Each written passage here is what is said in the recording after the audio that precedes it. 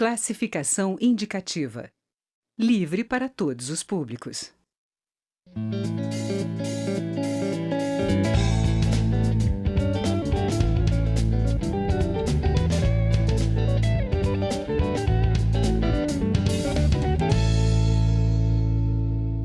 Olá, o presidente da Câmara, Rodrigo Maia, defende a votação da reforma trabalhista ainda este mês. Prevalência do negociado entre patrões e sindicatos sobre a legislação e fim da contribuição sindical obrigatória são algumas mudanças em debate na comissão especial que trata do tema. O deputado Daniel Almeida, do PCdoB da Bahia, quer debater alternativas para a reforma e apresentou propostas para mudar o projeto. Eu sou Daniela André e este é o Palavra Aberta, um programa da rádio e da TV Câmara. Deputado, bem-vindo à Palavra Aberta. Obrigado pela oportunidade. Deputado, como é que o senhor avalia esses principais pontos da reforma? A prevalência do que é negociado entre patrões e sindicatos sobre o que está na legislação? Olha, primeiro, Daniela, acho que a reforma está na contramão do que é necessário para modernizar as relações de trabalho. Parte de premissas falsas. Primeiro, eles dizem que é para diminuir o número de ações na Justiça do Trabalho. Todos os debates e os dados demonstram que é o contrário. Se você fragiliza as relações de trabalho, você precariza, você vai aumentar o volume de ações na Justiça do Trabalho. Segundo, eles dizem que é para gerar empregos. Todos os debates, as análises internacionais dos organismos, todos que estudam o assunto, professores universitários, etc., dizem que não é a legislação mais flexível ou menos flexível que gera emprego. O que gera emprego é a oferta de vagas, é dinamizar a economia para a economia justificar novos empregos. O que pode acontecer é substituir trabalhadores formais por trabalhadores informais, né? Outra premissa é que a CLT está muito velha e que é preciso modernizar. E a gente vai analisar e percebe que a CLT, nesses 74 anos, sempre passou por modernizações, mas sempre preservando uma coisa que é essencial, que está na Constituição.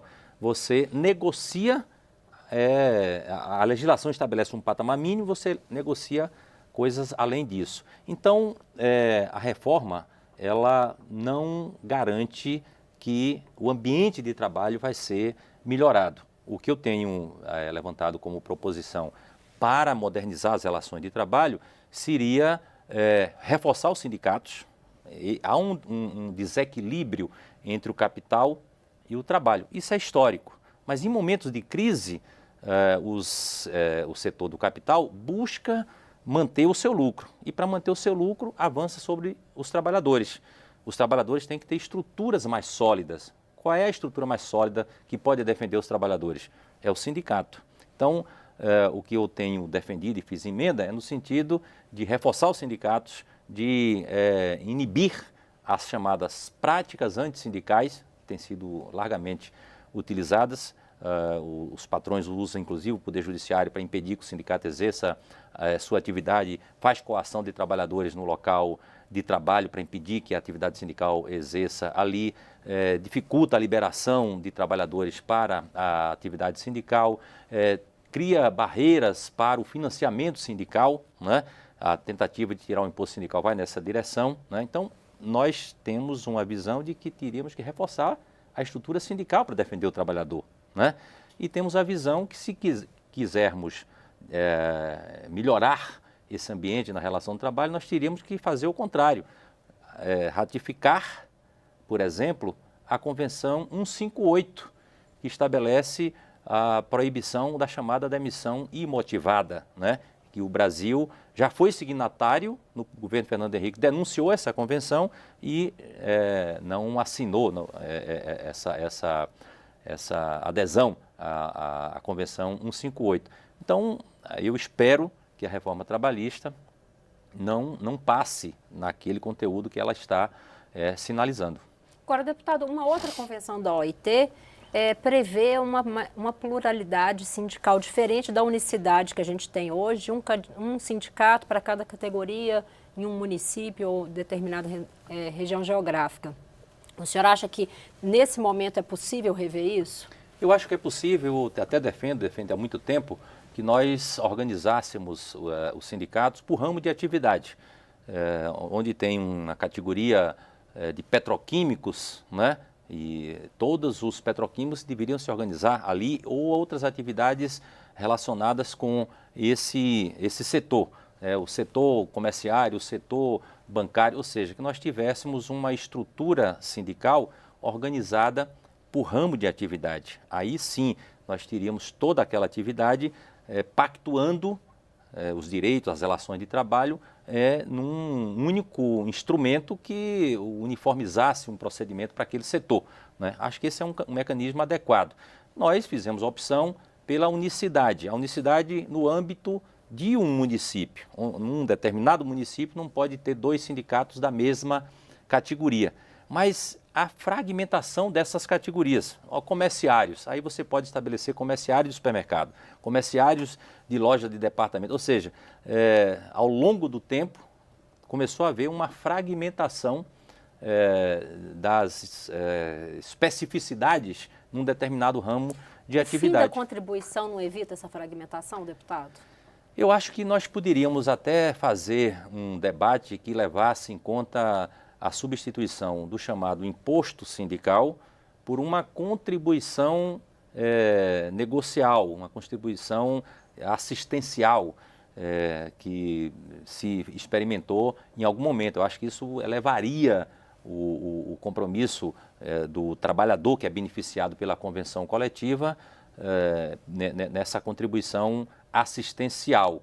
Agora, com a fragmentação que verificamos hoje e com a chamada prevalência do negociado sobre o legislado, esses mecanismos vão fragilizar ainda mais a atividade sindical. Porque imaginem numa situação de economia em recessão, 13 milhões e meio de desempregados, né, você dizer, olha, eu bato na porta de uma empresa pedindo emprego. O empregador vai dizer, eu só lhe contrato se você abrir mão de determinados direitos. Se a lei não protege esses direitos, o trabalhador, no desespero, acaba aceitando abrir mão, até pressiona o sindicato para aceitar abrir mão de direitos. Isso não só impacta o direito do trabalhador, né, como impacta a economia como um todo. O empresário fica sem capacidade de manter aquela mão de obra qualificada, que deu trabalho para se qualificar, a produtividade na economia vai cair, né? A arrecadação do governo também cai. Lá no município isso terá também impacto, né? Porque a participação dos salários na economia, no PIB, vai também diminuir. Então, eu espero que essa reforma não seja aprovada, porque no conteúdo que ela está posta aí, infelizmente, é uma tragédia. Deputado, e como estão as negociações dentro da comissão? Há clima, o senhor é de um partido da oposição, há clima para a oposição propor melhorias ou mudanças no projeto? São muitas as emendas que foram apresentadas. O relator, ele fica muito passivo, ouvindo, mas ele ouve, mas não leva em conta nada que está ouvindo.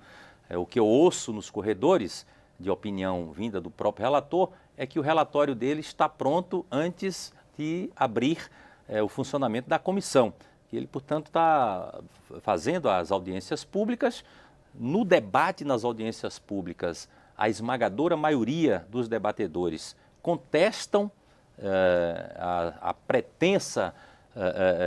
o pretenso objetivo da reforma, mas aparentemente o relator está absolutamente insensível em relação a esse debate.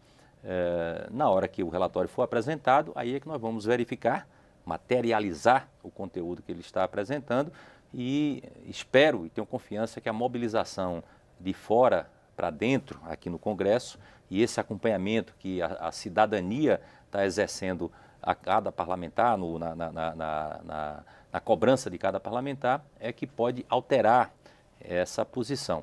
Então, as emendas foram acolhidas do ponto de vista regimental, mas o que eu ouço é que o relator vai desprezá-las todas e anuncia, inclusive, que pode apresentar sugestões dele próprio que agrava ainda mais a situação, porque hoje o negociado sobre o legislado é só sobre 13 pontos. E ele diz, não, acaba com isso.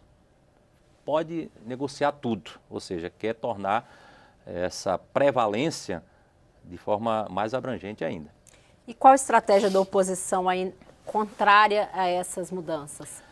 É o debate, é o convencimento, é levar o conteúdo dessa matéria para o maior número de pessoas possível. Acho que nós temos tido êxito no debate na comissão, temos feito debate aqui em plenário, as organizações do movimento social e da sociedade têm acompanhado esse debate com cada vez mais atenção. Um único instrumento capaz de alterar o curso das coisas é esse acompanhamento de fora para dentro. É o trabalhador, o cidadão comum, as entidades organizadas cobrar de cada parlamentar, para que assim ele sinta que não será, o seu voto não será despercebido. No ano que vem tem eleição, né? E nessa hora o interesse, né, pelo resultado eleitoral do ano que vem é muito importante. Então a minha confiança é de que esse acompanhamento e essa pressão seja capaz de impedir que se faça mais um atentado contra a CLT e a nossa Constituição.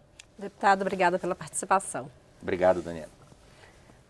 Eu sou Daniela André e este é o Palavra Aberta, uma produção conjunta da Rádio e da TV Câmara.